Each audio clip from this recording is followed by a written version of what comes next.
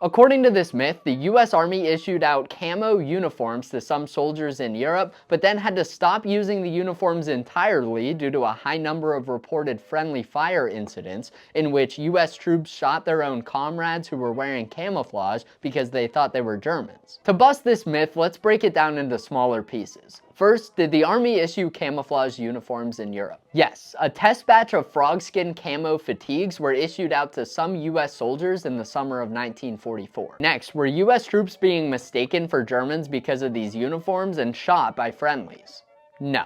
We have no evidence that this ever happened to anyone. Now, of course, with all the fighting that was going on, it's impossible for me to conclusively say that this never once happened, but there were never any reports of this, and it definitely didn't happen on a large scale like some people think. And finally, did the Army have to stop using these uniforms due to reports of friendly fire incidents? Absolutely not. So if it wasn't friendly fire that killed these camo uniforms, why did they stop using them? The real answer is far less exciting. The uniforms faded and wore out quickly. They were more complicated and expensive to make than the solid color fatigues. But most importantly, the camo pattern used on these uniforms just wasn't very effective, with some even saying it made soldiers more visible to the enemy. Remember, these uniforms were only issued out in a small test batch to begin with, so when that batch of uniforms got wore out, those troops just went back to wearing standard uniforms.